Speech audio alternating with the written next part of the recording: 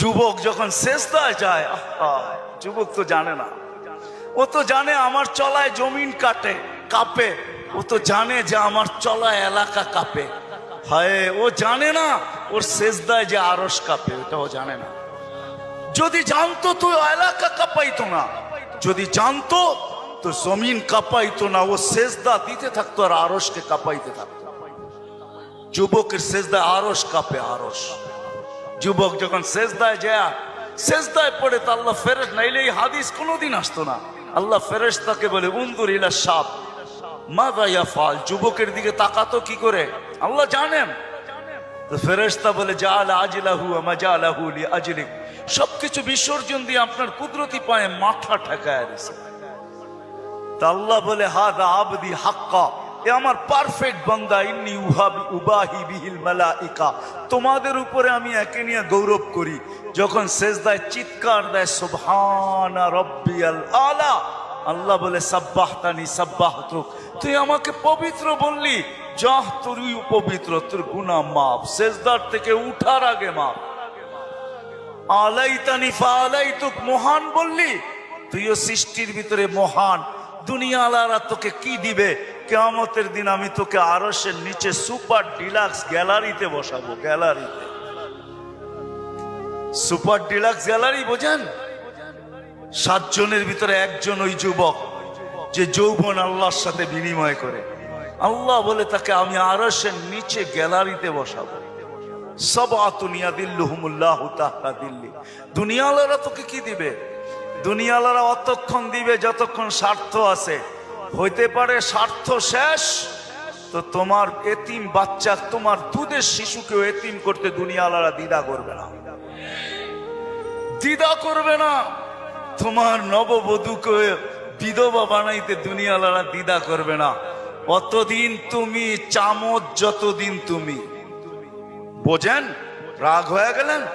যুবক পায়ে হাত রাখি, মাপ চাই তোমাদের কাছে।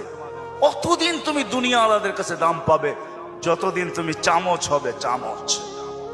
আল্লাহ বলে আমার কাছে দাম ভিন্ন, সত্য এটাই। এই জন্য আসেন আজকের মজলিস থেকে ওয়াদা করে উঠি যে আজকের থেকে ভাববো যে আমি যে কোনো মুহূর্তে যেতে পারি। আমি বাবাইতে চাই, এই জন্য আমার কাছে পিছনে একটা প্রমাণ আছে। এই উম্মত যদি ভাবতে ভাবতে কোনো দিক দিশা না দেখে আর যদি মাথায় হাত উঠায়া দিয়া চিৎকার দেয় আল্লাহ, কোনো দিকেই তো দেখি না, নিজেকে কি ধ্বংস করে ফেললাম? এটা মুখ দিয়া উচ্চারণ করতে দেরি, আল্লাহ ঘোষণা দিতে দেরি করেন না। ফালাম্মা তায়াক্কানতা বিল বাওয়ার ওয়া যানানতা আন্নাকা মিন আহলিন নার মানাহতু ইলাইকা রিদওয়ানি ওয়াল্লাইতু ইলাইকা গুফরানি ওয়া কুলতু লাকা লা তাহসান গফারতু লাকা যুনুবা ওয়াল আওসার ওয়া লিআজলিকা সাম্মাইতু নাফসি আল আজিজুল গফফার। আল্লাহ বলে তুই চিৎকার দিতে দেরি, আমি রেজার চাদর দিয়ে তোকে ডাকতে দেরি করি না, মাগফিরাতে ডুবাইতে দেরি করি না। তুই অনুভব করিস না, তোর পিঠে হাত রাখা আমি বলতে থাকি চিন্তা করিস না, গুনাহ খাতা মাফ করে দিলাম, তোর জন্যই তো আমি আজিজুল গফফার। এই জন্য চিন্তা করাইতে চাইতেছি। আসেন আজকের থেকে একটু চিন্তা করি যে আমি প্রস্তুত কতটুকু, প্রস্তুতি কতটুকু। এটার জন্যই আল্লাহ ওয়ালাদের সোহবত লাগবে, এটার জন্যই হক্কানি আলেমদের স্পর্শ লাগবে। মেরে দোস্ত, চোখের পর্দা একদিন খোলা যাবে। যদিও আজকে আমরা নিশাগ্রস্ত, কোরআনই বলে ওয়াতারান নাসা সুকারা, আজকে সবাই আমরা নিশাগ্রস্তের মতো।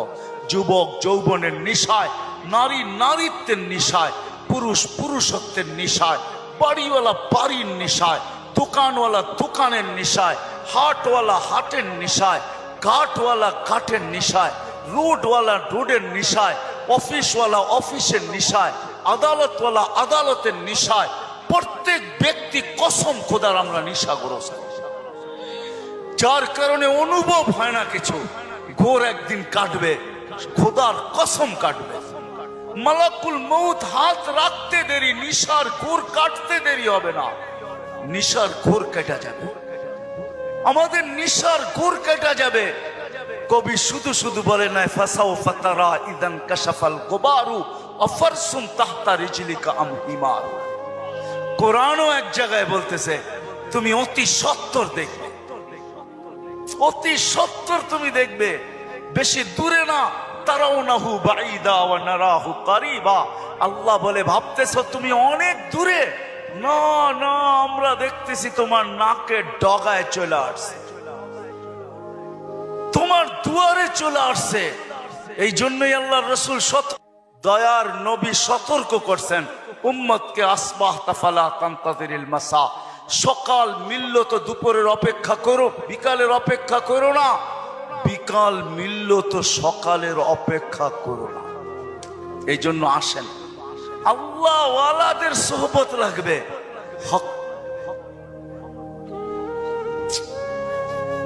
আল্লাহ ওয়ালাদের সোহবত লাগবে, হক্কানি ওয়ালাদের সোহবত লাগবে। এদের সোহবতে যাবে যখন, সোহবত লাগবে, পরিবেশ লাগবে। ওই পরিবেশে যখন যাবেন, ওই সোহবতে যখন যাবেন, ওই জায়গায় যখন যাবেন, তখন পর্দা আস্তে আস্তে সরতে থাকবে। সূর্য যেমন উঠতে থাকে তো ঘন কুয়াশাও আস্তে আস্তে সরতে থাকে। এক সময় সবকিছু ক্লিয়ার হয়।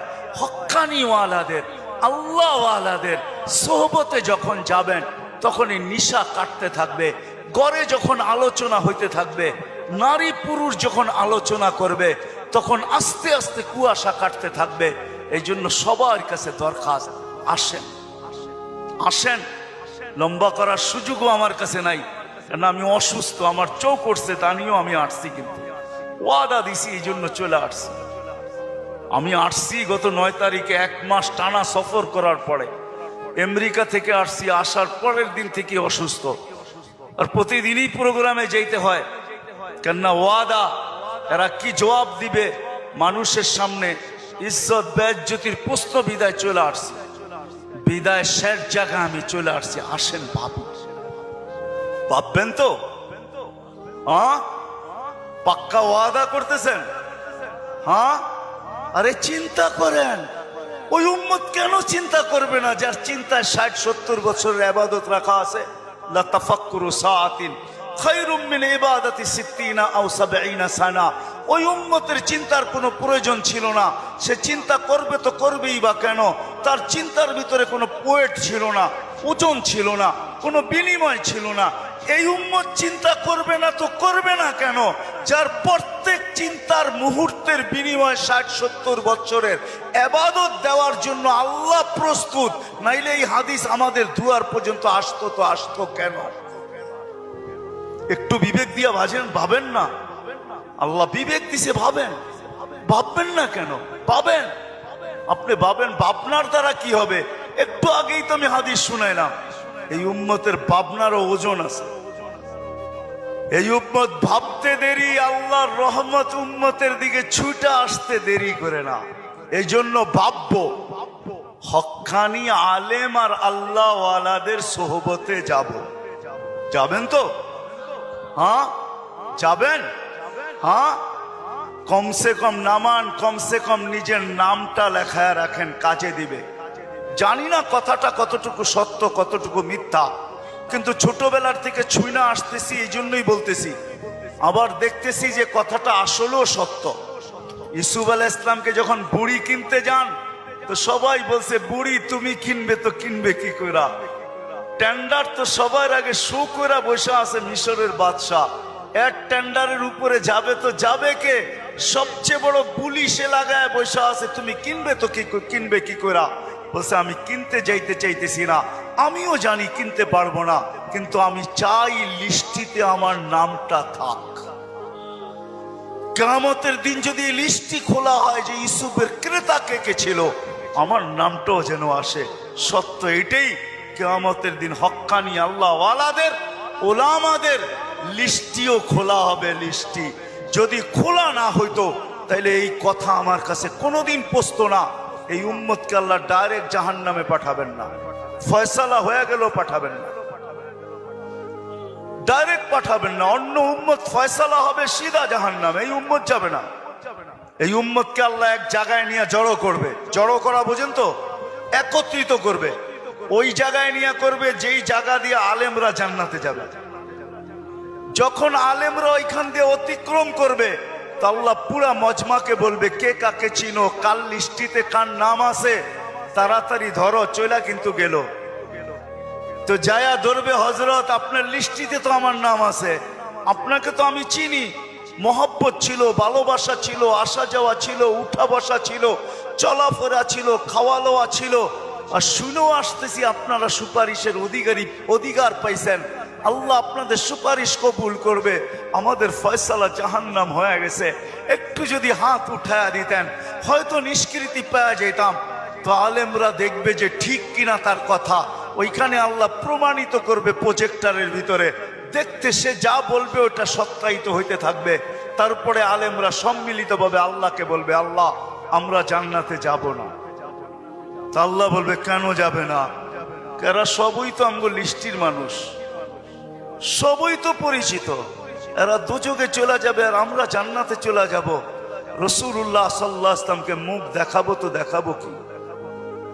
যাব না। বলছে কেন, কখন যাবে? এদেরকে দিলে যাব। তা আল্লাহর রহমত জোশ আসবে, আল্লাহ বলবে যে যাকে চিনো নিয়ে চলে যাও, এটার নামই সুপারিশ।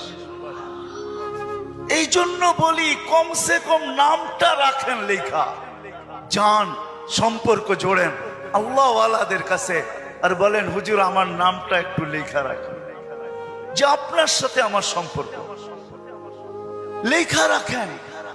চড়বেন তো, নাইলে আমি এত লম্বা কথা বলতাম না। আর তিথি হইল আজকের থেকে কোনোদিন নামাজ ছাড়বো না, ওয়াদা কিন্তু পাক্কা। যেইখানে থাকি, যেই অবস্থায় থাকি, যেইখানেই থাকি ওইখানেই দাঁড়ায় যান। দুনিয়ার কিছু নামাজ আছে, এক নামাজে জান্নাত আছে। হ্যাঁ হ্যাঁ আছে, হুজুরকে জিজ্ঞেস করেন। পাহাড়ের চূড়ায় আজানের আওয়াজ গেছে, ওইখানেই দাঁড়ায় গেছে আল্লাহু আকবার। চূড়ার নামাজ তাকে জান্নাত দিবে, জান্নাত। হ্যাঁ, ক্ষেতের ভিতরে আছে, ক্ষেতের আইল বলেন আর লাইল বলেন আর যেটাই বলেন, ক্ষেতের ভিতরে আছে, আজানের আওয়াজ আসছে, ওইখানেই আতাইলের ভিতরে বলেন আর লাইলের ভিতরে বলেন আর আইলের ভিতরে বলেন, গামছা বিছাইছে আর আল্লাহু আকবার। মালিক তুই বড়, আমার ক্ষেত বড় না। অফিসে আছে, কাজ করতে করতে ছুটার রাস্তা নাই, চেয়ারের পাশেই দাঁড়ায় গেছে আল্লাহু আকবার। এই সমস্ত ক্ষেত্রগুলা জান্নাত ওয়াজিব করে দেয়, ওয়াজিব। আল্লাহ ফেরেশতাদেরকে দেখায় কত ব্যস্ত, দেখ, তারপরও আমার ডাক শুনতে দেরি, আল্লাহু আকবার বলতে দেরি করে নেয়। আল্লাহ কত বড়। আমি যদি বিজ্ঞান পড়াইতাম আপনাদেরকে, তাহলে পড়াইতাম আল্লাহ কত বড়। কার কুদরতি পায়ে রাখা, পাও রাখার অনুমতি, মাথা রাখার আপনাকে অনুমতি দিতেছে। আল্লাহু আকবার শুধু তর্জমা জানি, আল্লাহ মহান, কিন্তু সৌরজগৎ দিয়া জানি না। যদি সৌরজগৎ পড়াইতাম তাহলে আপনাদেরকে আমি দেখাইতাম কত বড় আল্লাহর কুদরতি পায়ে আপনি মাথা টেকাইতেছেন, কত বড় আল্লাহ। এটা সৌরজগৎ পড়া ছাড়া বুঝে আসবে না আল্লাহ কত বড়। সৃষ্টি পড়া ছাড়া বুঝে আসবে না আল্লাহ কত বড়। উর্দু জগৎ পড়া ছাড়া বুঝে আসবে না আল্লাহ কত বড়। তখন আল্লাহ বড় বলবেন, কিন্তু দিয়া বলবেন, কিন্তু দোকান। আল্লাহ বড় মানি, কিন্তু দোকান কার কাছে রেখা যাব, অফিস কার কাছে রেখা যাব, ক্ষেত খামার কার কাছে রেখা যাব, কিন্তু বলবেন। আর যদি আল্লাহকে চিনার মতো চিনেন, তাহলে ওই সাহাবীর মতো বলবেন, নামাজে ব্যথা, নামাজে প্রতিবন্ধক। পাখি বাগানের ভিতরে ফরফর করতেছে, নামাজের ধ্যান ছুটা গেছে। ঘন বাগান ছিল, খেজুরের বাগান, তো পাখি ফরফর করতে যায়, নামাজের থেকে ধ্যান ওইদিকে সরা গেছে। সালাম ফিরাইতে দেরি, বাগান সৎকা করতে দেরি করে না। সৎকা থাকবে না, বাঁশ বাজবে না, বাঁশি থাকবি না, তুই ফরফর হবে না, আমার নামাজের ধ্যানও নষ্ট হবে না। আমি তো আল্লাহু আকবারের সামনে। আল্লাহকে যদি চিনে তাহলে ওই আবু দাহদার মতো হয়। এক খেজুর গাছ, 600 খেজুর গাছের বাগান, এক খেজুর গাছের বিনিময়। আল্লাহর রাসূল ওয়াদা করছে এক সাহাবীর সাথে, যে খেজুরের মালিক থেকে তোকে বাগান গাছ নিয়ে দিব, কিন্তু ও ছিল মুনাফেক। বলছে খেজুরের গাছ আমাকে দে, তোকে আমি জান্নাতে বাগান নিয়ে দিব। ইয়া রাসূলুল্লাহ, আমার ছেলে সন্তান এই খেজুরের গাছের খেজুর খুব পছন্দ করে, এটা ছাড়া যা চাইতেন তাইলে দিতাম, এটা দিব না। তা আবু দাহদা পাশে দাঁড়ায় শুনতেছিল, তো বলছে ইয়া রাসূলুল্লাহ, কানে কানে আমি নিয়ে দিলে দিবেন? অবশ্যই দিব, কেননা উনি মুনাফিকের রব চিনতেন। তো যা বলছে খেজুর গাছ বেচবি? আল্লাহর রসুল রে দিলাম না, তোকে কি করে দেই? কতগুলা খেজুর গাছ হইলে দিবি না, এটা কতগুলা হইলে দিবি না? তো বলে খেজুরের সিজন চলতেছে, সব গাছে খেজুর ভরা। বলছে তোমার ওই 600 বাগানের 600 খেজুর গাছের বাগানটা আছে, ওইটা দিবা? তাহলে দিয়া দিব। ডান, দিয়া দিলাম। দেখ খেজুর গাছ ডন কয়া ছুটা শুরু করছে, কেননা আবু উম্মুদ দাহদা খেজুর বাগানের ভিতরে বাচ্চা কাচ্চা নিয়ে খেজুর পাহারা দিতেছিল, নিজে খেজুরের বাগানও ঢোকে নাই, বাহির থেকে দাঁড়ায় চিৎকার দিতেছে, উম্মুদ দাহদা কি হয়েছে? কয় জলদি বাহির হ, খেজুর গাছ বেচা বিক্রি হয়ে গেছে। কয় কোথায়? আল্লাহর রসুলের সাথে জান্নাতের বাগানের বিনিময়। তো ছেলে সন্তান নিয়ে মহিলা স্লোগান দিতে দিতে বাহির হইতেছে, কি? রবিহাল বাইয়া বা দাহদা, রবিহাল বাইয়া বা দাহদা। আবু দাহদা, বড় লটারি জিতা গেছিস তুই, বড় লটারি জিতা গেছিস। বাহির হয়ে চলে আসছে, 600 খেজুর গাছ দেয়া দিছে। আল্লাহর রসুলকে বলছে, ইয়া রাসূলুল্লাহ, খেজুর গাছ কিনা ফেলছি। কয় কি দিয়া কিনছিস? কয় 600 খেজুর গাছের বাগান দিয়া কিনা নিছি। আবু দাহদা, আল্লাহ তোকে এর চেয়ে 10 গুণ বড় বড় জান্নাত দিতে, আমি তোর খেজুরের বাগান দেখতেছি জান্নাতের ভিতরে। সত্য এটা, ওরা চিনছে আল্লাহু আকবার কি জিনিস, ওরা চিনছে লা ইলাহা ইল্লাল্লাহ কি জিনিস, মুহাম্মদুর রাসূলুল্লাহ কি জিনিস। এই জন্য ওয়াদা করেন আজকের থেকে নামাজ ছাড়বো, পাক্কা ওয়াদা। যুবকরা কি বলে? পাক্কা ওয়াদা। ইনশাআল্লাহ হুজুর দোয়া করবে, তারপরে এখান থেকে উঠা যাব, এর আগে কেউ যাব না। আমি আপনাকে চোখ খুলা দেখাইতে পারি, আমার চোখে চোখ উঠার কারণে কথা বললে অনেক চুল লাগে। আবার কালকেও প্রোগ্রাম আছে, ডেলি আছে। আসছি আমি 9 তারিখে, 1 মাস সফর করার পরে টানা আমাদের তাবলিগি সফর ছিল। 1 ঘন্টার জন্য এরকম কোনো সুযোগ ছিল না থামার, তারপরও চলে আসছি। উঠা চলে যাবেন? আজকে আমরা দিনদারির থেকে দূরে, যার কারণে আমাদের কাছে সমস্ত সুখের আসবাব আছে। আমি দুনিয়া ঘুরে দেখছি, তো মুসলমানদের মতো প্রসাধনী দুনিয়ার কারো বাড়িতে নাই, কারো ঘরে নাই, কারো বাড়িতে নাই। দামিও নাই, আবার এত প্রসাধনীও নাই, এত প্রসাধনী নাই। আপনি আমাকে দেখাইতে পারবেন না। চলেন আমার লোকে, ইউরোপ চলেন, আমেরিকা চলেন, কানাডা চলেন, অস্ট্রেলিয়া চলেন, আমাদের এক একটা ঘরে যা প্রসাধনী আছে, মেকআপ শেকআপ, ছোট ছোট দোকানেও নাই মুন্সিগঞ্জে। কি সত্য না? আসো কেন? তোমরাই তো বিদেশ তাই না বইরা দিছো, ঠিক না? না আনো নাই? হ্যাঁ, এয়ারপোর্ট আয়া খালি হাতে পায়ে ধরছো, লাগেজের ওজন বেশি হয়ে গেছে, কি করবো? বাইরে আলাদা কইছে কি করবো, ঠিক না? হ্যাঁ, সত্য তো। এলাকায় বাড়ি পাওয়া যাবে, এত কসমেটিক্স ঘরে আছে যে এই মুন্সিগঞ্জের ছোট একটা দোকানও এতটি পাবেন না, এত কসমেটিক্স ঘরে। দুনিয়ার কোথাও নাই এত প্রসাধনী, মুসলমানের ঘরে যত আছে। দুনিয়ার কারো ঘরে এত আসবাব পাবেন না যত আসবাব মুসলমানের ঘরে আছে। আমি বড় বড় ঘর দেখছি, এমন না যে দেখি নাই, বড় বড় ঘর দেখছি, এত প্রসাধনী তো পাই নাই। বড় সেলিব্রিটির ঘর দেখছি আমি। আপনি কি মনে করেন কিচ্ছু দেখি নাই? বড় বড় সেলিব্রিটির ঘর দেখছি, বড় বড় টাকাওয়ালার ঘর দেখছি। বাংলাদেশে বলে একজন আছে, আর জুতাই বলে 20 লাখ টাকা। এটা মাথায় দেয় না পায়ে দেয়? 20 লাখ টাকার আবার পায়ে দেয় কেমনে?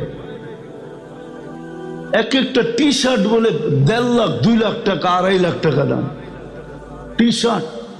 আপনি নেটে সার্চ দেন তো বিল গেটসের টি শার্ট কত দাম, জিজ্ঞাসা করেন তো, নেটে পাওয়া যাবে। দুনিয়ার সবচেয়ে বড় ধনী না, ওর সবকিছু তো নেটে পাওয়া যাওয়ার কথা না, পাওয়া যাওয়ার কথা না। এখন সার্চ দিয়ে দেখো ওর টি শার্টের দাম কত। ওরে দেখলে তো মাঝে মাঝে আমারও হাসি আইয়ে, নিচের বুতাম উপরে লাগায় তারপরে হাঁটতেছে।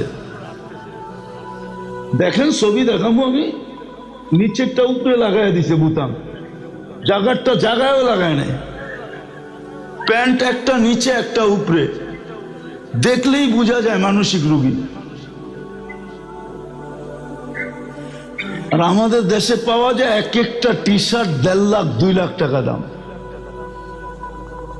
কি চক্ষু বড় বড় করতেছেন, ভুল বলতেছি? নাই টি শার্ট বলে 2 লাখ টাকা। মুসলমানের চেয়ে প্রসাধনী দুনিয়ার কেউ ব্যবহার করে না। সুখের সমস্ত আসবাব ঘরে আছে, গিজার আছে, এসি আছে। আমি তো মাঝে মাঝে বলি, হাসেন না কিন্তু আবার, গুলশান বনানীতে দেখবেন গ্রাম থেকে নিয়ে গেছে চৌকিদার, কি সিকিউরিটি গার্ড নিয়ে গেছে, সারা রাত্র ভাঙ্গা চেলে মশার কামড় খায়া ঘুমাইছে। স্যারে সকালে ডাকছে, কয় এদিকে আয়। কয় কি জন্য স্যার? তোরে দেখলাম সারা রাত বয়ে বয়ে ঘুমাস। তো মনে মনে ভাবতেছে, জিজ্ঞাসা করছে, স্যার আপনি কোত্থেকে দেখলেন? আমার ঘুম আসে না রে, আমি বারিন্দায় সিগারেট টানতে ছিলাম। কেননা কামরায় তো সিগারেট খেতে পারবে না, কেননা কালিন তো বিছানো, কার্পেট বিছানো না, এসি চলমান, বড় বড় দেওয়ালের পর্যন্ত পর্দা, কোথায় লাইগা যাইব, পুরা ঘর জ্বলে যাইব, ঠিক না?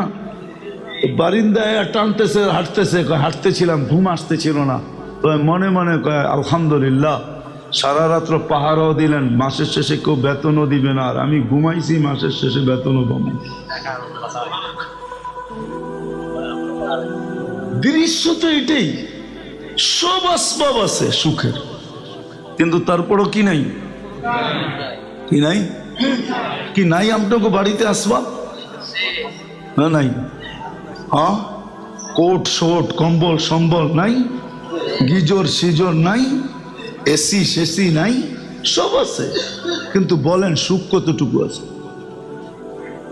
সুখের আসবাব তো আছে, কারণ কি? দ্বিতীয় কারণ হলো দিনদারি নাই। দিনদারি যদি থাকতো তো রাজপ্রাসাদে থেকেও সুখী থাকতো, আর গরিব ঝুপড়িতে থেকেও সুখী থাকতো। দিনদার রাজা, রাজা হয়েও সুখী, আর গরিব গরিব হয়েও সুখী, প্রত্যেকে সুখে থাকতো যদি দিনদারি থাকতো। আজকে দিনদারি নাই, অভাব দিনদারির, আর কিচ্ছুর অভাব না। হায় হায়, অভাব তো দিনদারির আর কিচ্ছু। পার্স সোনার, সোনার পার্স লাগানো, সোনার, সোনা দিয়া পার্স বানায় লাগাইছে। লন্ডনের সবচেয়ে বড় বাড়ি ওর, 400 কামরা আছে, 400 কামরা,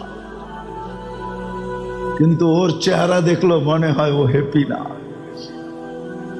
ওরে জিজ্ঞাসা করলো বলবে হ্যাপি না, সুখী না, কেউ সুখী না, কেউ সুখী না। ইংল্যান্ডের এক সিঙ্গার আছে, আমি সময় লাগাইছি ওর সাথে, 2019-এ আমেরিকাতে একসাথে ছিলাম। এখন বর্তমান নাম ওর ইউসুফ, বড় সিঙ্গার। ইংল্যান্ডের পুরান যারা এরা চিনে ওকে, তো বড় সিঙ্গার। তো মসজিদে ছিলাম একসাথে, তো বলতেছিল আমারে, মুফতি সাহেব, যখন আমি মুসলমান ছিলাম না, আমি যখন গান গাইতাম, কেন আমি ইংল্যান্ডের সিঙ্গার, ইংল্যান্ডই, সাদা হোয়াইট আর কি, আমি যখন স্টেজে উঠতাম আর গান গাইতাম, তখন আমার উপরে পাউন্ডের বৃষ্টি হতো, বৃষ্টি।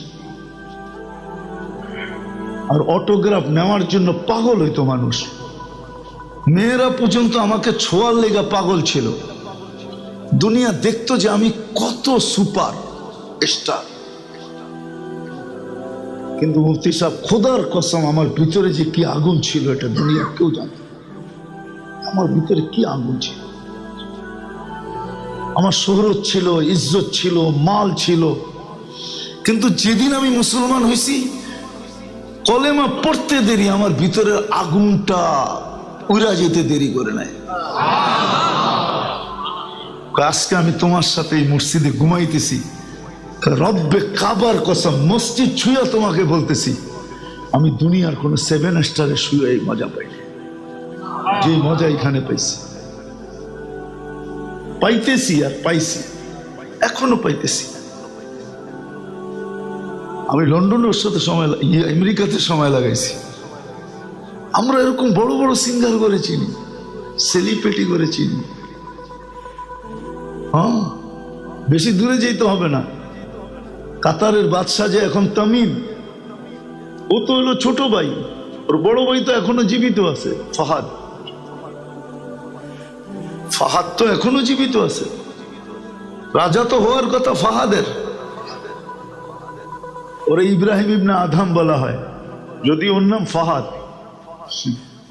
যখন বাপ মারা গেছে সবাই বলছে তুমি তো রাজা হবে, তো ভাই তমিমকে ডেকে বলছে তুমি রাজা হও, আমি এক রাজত্ব পেয়ে গেছি, আমি এটা আর নিতে চাই না।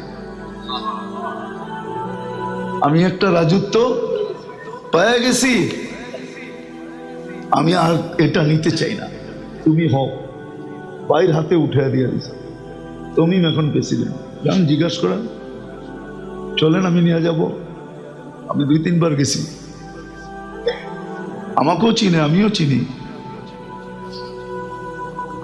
আমাকেও চিনে, আমিও চিনি, একে ভালোমতে চিনি। বাইরে ডাইকা বসে, আমি একটা রাজত্ব পাইছি, তুই এটা নিয়ে নে, আমি রাজা হব না। তমিম এখন প্রেসিডেন্ট, রাজা। তো সত্য এটা। আজকে আমরা সুখী না এই জন্য যে আমরা দিন পাই নাই, দিনের থেকে দূরে। যদি দিন থাকতো তাহলে আমরা সবাই সুখী, রব্বে কাবার আমরা সুখী। যেমন ফাতেমা রাদিয়াল্লাহু তাআলা আনহা বলছিল, আলী, আল্লাহ যাদের সাথে থাকে তাদের চেহারা মলিন হওয়া শোভা পায় না। 4 দিন ধরে চুলা জ্বলে না, তাতে কি আসে যায়? আল্লাহ তো আমাদের সাথে, তোমার চেহারা মলিন কেন, হাসো। স্ত্রী স্বামীকে হাসতে বাধ্য করছে, হাসো, চলো একটু দুইজনে মিলে হাসি। 4th দিনের ক্ষুধার্ত, ওই দিনের কাহিনী, যেই দিন হাসান হোসাইনের খিদা নিবারণ করাইছেন আল্লাহ রসুল জিব্বা চোষায়া, ওই দিনের কাহিনী আমি শুনাইতেছি।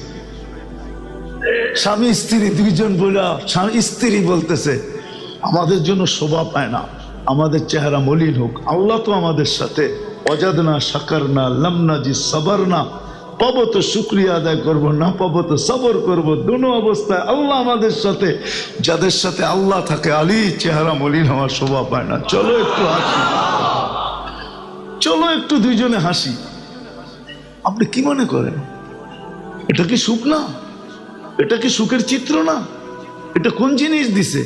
দিনদারি দিছে। ফাতেমাকে একদিন জিজ্ঞাসা করছে রাদিয়াল্লাহু তাআলা আনহা, আলী রাদিয়াল্লাহু তাআলা আনহু, ফাতেমা 1 টোকায় দরজা খোলো কি করে? কয়, শোনো, তুমি যখন ঘর থেকে যাও তুমি কখন ফিরে আসবা, এই আগ্রহ আর উদ্দীপনায় আমি বেশিরভাগ দরজায় পিঠ লাগায় দাঁড়ায় থাকি। আর আব্বাও শিখায়া দিছে যে ফাতেমা, আলী যেন বেশি দরজা টোকাটুকি না করে, 1 টোকায় যেন খুলতে পারো। এই জন্য দরজায় পিঠ লাগায় দাঁড়ায় থাকি, টোকাটা যেন আমার পিঠে পড়ে, দরজায় না পড়ে, এই জন্য খুলে। সুখের নাম, সুখের নাম। বাড়িতে বাবা ফিরবে, সন্তান কাপড় চোপড় নিয়ে কারাকারি করবে, কে কোনটা রাখবে, কে কোনটা আগায় দিবে, কে কোনটা রাখবে, কে কোনটা আগায় দিবে, কে কোনটা রাখবে, কে কোনটা আগায় দিবে, কারাকারি করবে। যখন দিন থাকবে, কি নিয়ে আসছে এটা কেউ দেখবে না, আমাদের মানুষটা ঘরে আসছে এটা দেখবে, যে বাবা আসছে। স্বামী স্ত্রী দেখবে স্বামী ফিরে আসছে। কি নিয়ে আনছে এটা দেখবেন, আজকে তো কি আনছে এটা দেখে, ঠিক না? আজকে আমাদের ঘরগুলা সুখ নাই কেন? প্রসাদনী সব আছে, শুধু অভিযোগ আর চাহিদার কারণে নাই। লানত দিয়া ভরা আমাদের ঘরগুলা, বিশ্বাস হয় না? এই শব্দ আমি হাদিস থেকে নিছি। ইব্রাহিম আলাইহিস সালাম আয়েশা পুত্রবধূকে জিজ্ঞাসা করছে, কেমন আছো? সত্য বলছে বিলকুল। আয়েশা ছেলেকে পায় নাই। বলছে ইসমাইল কোথায়? বলছে কাজে গেছে।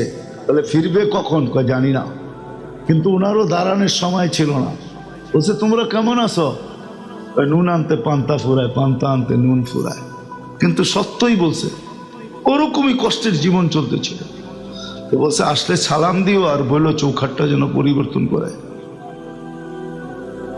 কিতাবে নাই? আরে বুখারীতে আছে, বুখারী।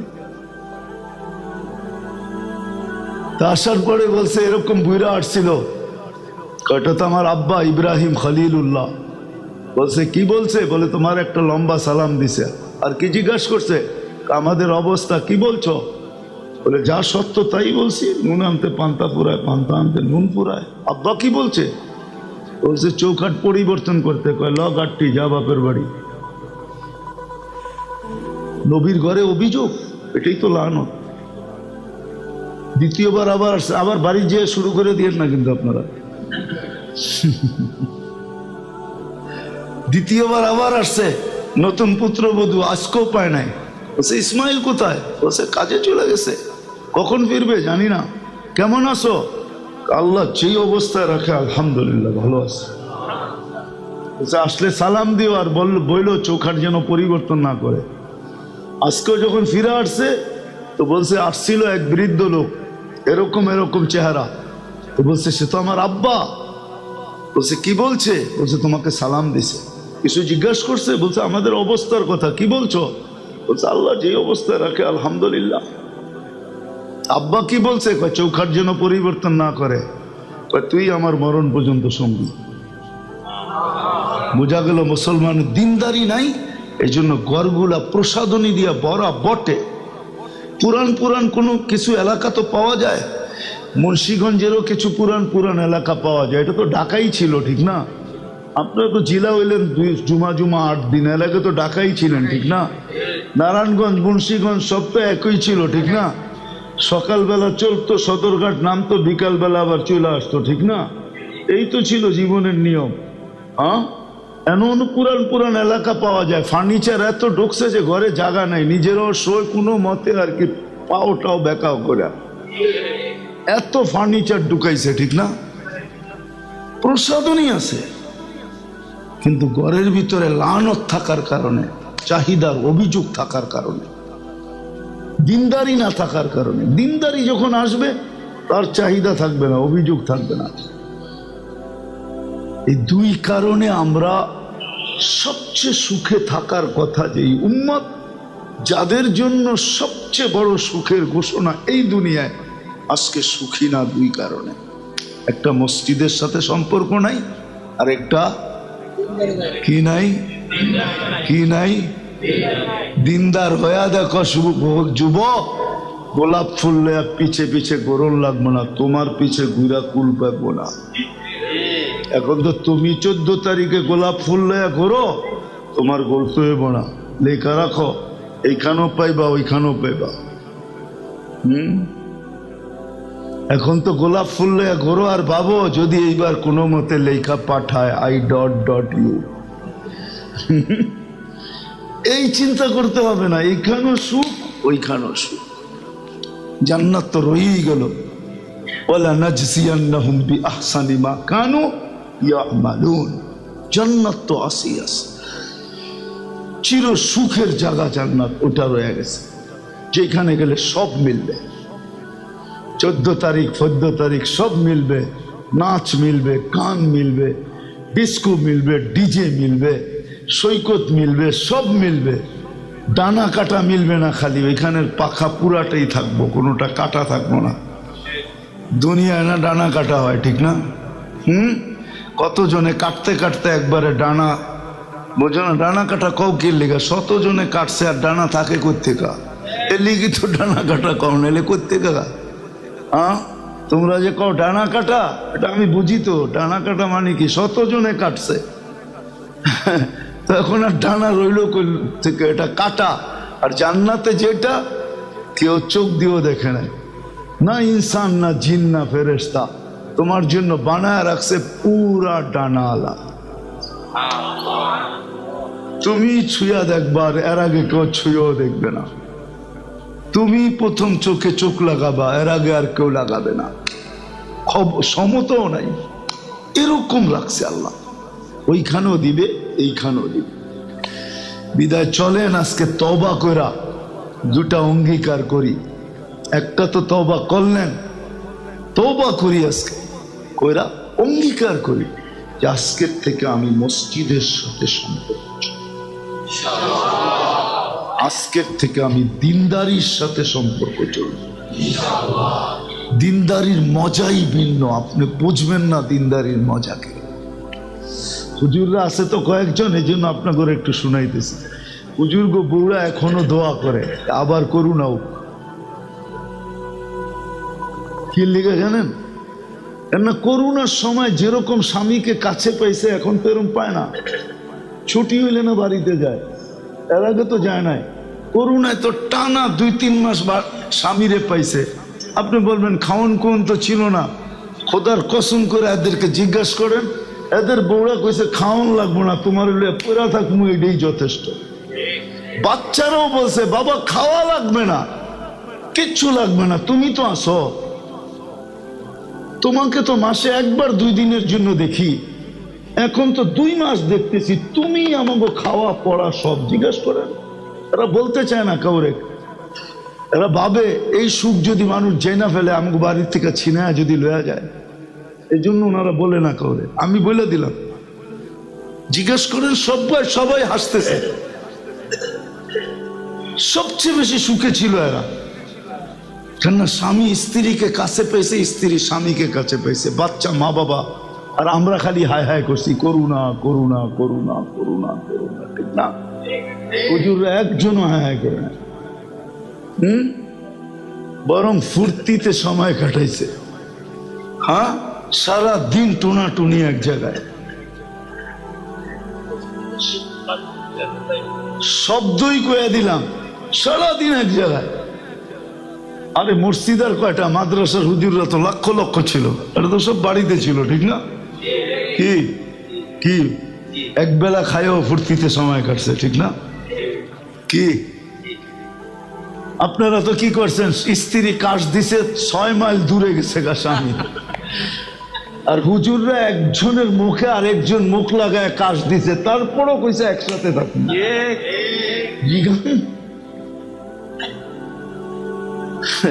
এদিক দিয়ে বউ কাশ দিছে, স্বামী চলে গেছে, স্বামী কাশ দিছে, বউ চলে গেছে, সন্তান কাশ দিছে, মা বাবা চলে গেছে গা। এরা তো সব গাট্টি বান্দা। আমি তো মসজিদে বসে বলতেছি, ওই সময় আমার ঠান্ডা লাগছে, আমি সবাইকে বলতেছিলাম তোমরা দূরে থাকো, আমি আরেক কামরায় থাকি। আমার বাচ্চারা তো কানতে কানতে শেষ। আরে আমরা দূরে থাকবো, তুমি বললা কি? মরলে একসাথে মরবো। ওটা মনে উঠলে তো দিল এখন ফাইটা যায় যে আল্লাহ কত সুখ দিছে। আসেন মেরে দোস্ত, আজকে তওবা কইরা 2টা অঙ্গীকার করি। করবেন তওবা? কে কে করবেন দেখি? তাহলে আল্লাহকে বলেন, আল্লাহর ঘরে বসা, ঘরের আঙ্গিনায় বসা, আল্লাহ আমরা ভুল কইরা ফেলছি, মাফ কইরা দেন। রহমান, আজকের থেকে মসজিদের সাথে সম্পর্ক জোড়ে, আল্লাহর ঘরের সাথে সম্পর্ক জোড়ে, মসজিদকে নিজের ঘর বানায় নেন। এই অফিস আর বানায় না, মসজিদ তো এখন অফিস হয়ে গেছে। অফিসিয়াল টাইমে খোলে, অফিসিয়াল টাইমে বন্ধ হয়। এই চিত্র মসজিদে ছিল না কোনোদিন। মসজিদ তো মুসলমানের ঘর ছিল। মুসলমান সময় পাইলেই মসজিদে ছুটে আসতো, আল্লাহর ঘরে ছুটে আসতো। আর দিনদারি শিখি। আমাদের দেশের মতো সুবর্ণ সুযোগ দুনিয়ার কোথাও নাই। আমি তো ঘুরা দেখছি কোথাও নাই, এত আলেম দুনিয়ার কোনো মাটিতে নাই, তাও হক্কানি এত আল্লাহওয়ালা দুনিয়ার কোনো মাটিতে নাই। সত্য। আমাদের দেশ নিয়ে রিচার্জ চলতেছে, আপনারা জানেন না, দুনিয়া আমাদের দেশ নিয়ে রিচার্জ করতেছে। আমার কথাটা পুরা ট্যাপ করে আনেন, সারা দুনিয়ালারা আমাদের দেশ নিয়ে রিচার্জ করতেছে, মাটি নিয়ে রিচার্জ চলতেছে, যে এটা কেমন মাটি। দুনিয়া বলল করোনা এটা সবচেয়ে বেশি ক্ষতিগ্রস্ত হবে, এটার তো কিছুই হলো না। কারণ কি? শত শতবার ভূমিকম্প আসে, এটা কোনো কিছুই হয় না। কারণটা কি? এটার কারণ হলো মসজিদ, মাদ্রাসা, আলেম, ওলামা, আল্লাহওয়ালা। মসজিদ, মাদ্রাসা, হক্কানি, আলেম, ওলামা, আল্লাহওয়ালা, এটা হলো এটার সবচেয়ে বড় কারণ। 40,000-এর উপরে হেফজোখানা আছে বাংলাদেশে। রাত্র 4টার সময় ওঠে, 4টার সময় ওইটা লাল সবুজের পরিধিটাকে আগে সুরক্ষার আধ্যাত্মিক চাদর দিয়া ডাকে। এনে বিপর্যয় হবে তো হবে কোত্থেকে? বলো হুজুররা, করোনার সময় কোনো মাদ্রাসা বন্ধ ছিল নাকি? বিল্ডিং বন্ধ ছিল, পড়ালেখা বন্ধ ছিল না, অনলাইনে পড়ালেখা হইতেছিল, সব হেফজোখানাগুলো চালু ছিল, সব সবক চালু ছিল। এটার প্রতি এখন দুনিয়া খুঁজা পাইতেছে না, এটা কারণটা কি? মাটিটা 10 নম্বর ফ্ল্যাগ উড়ায়, আইব এইখানে, জায়গা আরেকখানে। 7.8 ভূমিকম্প আসে, আমরা 5 সইতে পারি না, সব মাটির সাথে মিশা যায় না। 7.8 আসছে, তারপরও কিচ্ছু হয় নাই। আমি তো বলি 10 আসলেও কিচ্ছু হবে না। আমার বিশ্বাস ভিতরে যে এই মাটিতে যদি 10 নম্বর ভূমিকম্প আসে তাও কিছু হবে না, যতদিন এই পরিবেশটা থাকবে। এই জন্য আমাদের জন্য দিনদারি শিখা অনেক সহজ, দিনদারি অনেক সহজ। শুধু শুধু তো আপনার ঘরে প্রথম পুরস্কার দেয় নাই করোনা। WHO প্রথম পুরস্কার দিছে বাংলাদেশে, 1 নম্বর প্রতিরোধ করার ব্যাপারে। বাংলাদেশ করোনাকে প্রতিরোধ করার ব্যাপারে 1 নম্বরে। না আমেরিকা, না কানাডা, না অস্ট্রেলিয়া, না ইউরোপ, বাংলাদেশ 1 নম্বর। কি দিয়া করছেন? ওরা তালাশ করতেছে কি দিয়া করছে। আমার কাছে আইলে তো আমি জায়গা দেখাইতে পারতাম যে কি দিয়া করছে। কি আপনারা গ্রাম দেশের মানুষ করেন নাই?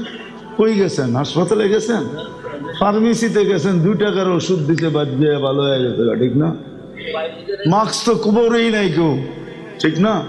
এরকম লোক এইখানে আছে, 1 মাস্ক কিনা 3 বছর চালাইছে, 3 বছর মাস্ক পর্যন্ত বিরক্ত হয়ে গেছে যে বেটা সিস্টেম আছে, 3 বছর তুই টানা আমারে চালাইতেছ, কিন্তু যাবে আসছে পুলিশ টুলিশ কাউরে দেখলে একটু লাগাইছে, আবার খুইলা যাবে। সাংবাদিকের সামনে যদি পড়ে গেছে তো বলছে লাগান না, কিনলে টেলিভিশনে এত বড় বড় দেখা যায়, নাকের ছিদ্র এত বড় না, যাইব কোন দিক দিয়ে? যদি মুখ দিয়া যায়, সারাদিনই তো বিড়ি সিগারেট পান শান খাই, কোন দিক দিয়ে যাবে? সোজা জব, ঠিক না? এরকম সচেতন দেশের মানুষ, কিন্তু করুণায় আলহামদুলিল্লাহ কোনো বিপর্যয় হয় নাই, ঠিক না? হবেও না ইনশাআল্লাহ। এই জন্য আলেম ওলামার কাছ থেকে দিনদারি শিখি, আল্লাহওয়ালাদের থেকে শিখি, তাবলীগ জমাতে যায় শিখি, এগুলো সব রাস্তা, এগুলো যায় শিখি, দিনদারি শিখি, বাচ্চাদেরকে শিখাই। শুধু ইংলিশ মিডিয়াম শিখান না, দিনদারি শিখান। ইংলিশ শিখান, আমার কোনো আপত্তি নেই, কিন্তু দিনদারি শিখান। দিনদারি যদি শিখান, আমার বয়ানে আছে, আমি একবার আমেরিকার এক এয়ারপোর্ট দিয়ে বাহির হইতেছিলাম, তো এক ইংরেজ মহিলা কাঁদতে ছিল। আমি বলতেছি তুই কাঁদিস কেন? তা আমার ইশারা দিছে, দেখ কেননা বাচ্চা মুসলমান ছেলে মাকে হুইল চেয়ারের থেকে কোলে করে উঠায় গাড়িতে রাখতেছে। এই দৃশ্য ওর চোখে পানি চলে আসছে। দৃশ্য, ছেলে দিনদার। আমরা একসাথেই ফ্লাই করতেছিলাম, বলে আমার সন্তান কোথায় হারায় গেছে আমি জানি না, এই দৃশ্য আমাকে কাঁদাইতেছে। তো দিনদার যদি হয় তাহলে মা যেরকম ছোটবেলা ওকে পালছিল, মা যখন বয়স্ক হবে ও মাকে এরকম কোলে করে পালবো। আমার মনে আছে উমরায় এক মিশরি ছেলে, এখন চেয়ার পাওয়া যায়, চেয়ার বেল্টওয়ালা চেয়ার পাওয়া যায়, বাচ্চাদের জন্য পাওয়া যায়, এটা সামনে নেওয়া যায়, আর বড়দের জন্য পিছে পাওয়া যায়, পিছে বেল্ট দিয়া শরীরে আটকায়, কোমরে লাগায় আর এইখান দিয়ে আটকায়। তো মাকে বয় তোয়াফ করতেছে, আমি বললাম তুই এই কষ্ট করিস কেন, এখানে তো ইলেকট্রনিক হুইল চেয়ার পাওয়া যায়, এমনি হুইল চেয়ার পাওয়া যায়। তো বলতে শোন, আমার মাও তো আমাকে 10 মাস পেটে নিছে, তাই না, আমি একটু পিঠে নিয়ে অনুভূতি নিতেছি যে মা 10 মাস পেটে রেখে কি কষ্ট। আপনি ভাবতে পারেন, দিনদারি শিখায়। আপনি ইংলিশ শিখান, আমার আপত্তি নেই, আমি চিনি দিনদার বহুত মানুষ চিনি, বড় বড় লোক চিনি। আমেরিকার সবচেয়ে বড় cyber professor Bangladeshi, cyber crime পড়ায় যে বাংলাদেশি, আমি ওনাকে কাছের থেকে চিনি। হয়তো হইতে পারে জানুয়ারির 10 তারিখে ওনার সাথে আরেক দেশে আমার দেখাও হবে, একসাথে মিট হবে। সাইবার ক্রাইম পড়ায়, নিউ ইয়র্কের সবচেয়ে বড় ইউনিভার্সিটি। বাংলাদেশে 200-400 ছেলে পেলে আছে, কাদের ছেলে এটা বলবো না, এটা আমি চিনি এদেরকে। সাইবার ক্রাইম পড়ায়, এই জুব্বা পড়া যায়, পাগড়ি পড়া যায়, দিনদার, পুরো ঘর দিনদার,